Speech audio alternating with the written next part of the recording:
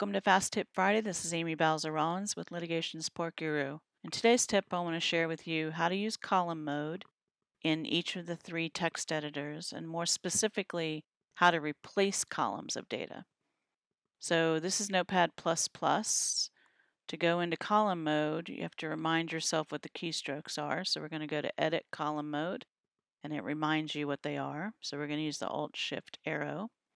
And now you want to use the Alt-Shift arrow to highlight the columns that you want to replace. So in this instance, I'm going to replace 3 leading zeros and a 1 with 1 leading 0 and a 2.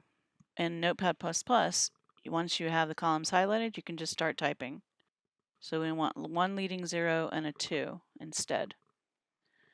Now, if this were real life, we'd probably want to do this to the end dot column as well. But let's move on to UltraEdit. So in UltraEdit, you want to turn on column mode, and then you want to use your Shift key and your arrow key to highlight the columns,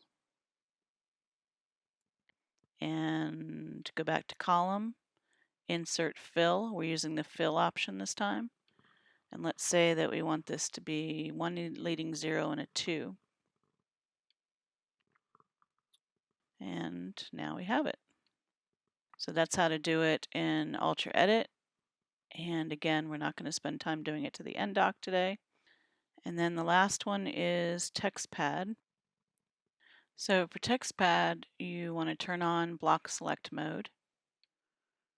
And then in TextPad, it actually is going to be a two-step process.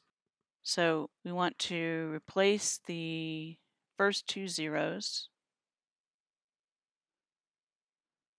with nothing. So I'm going to go to delete selection.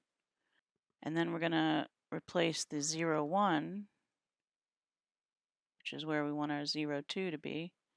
We're going to go to Edit, Fill Block, 0, 2, and then make sure this says Replace instead of Insert.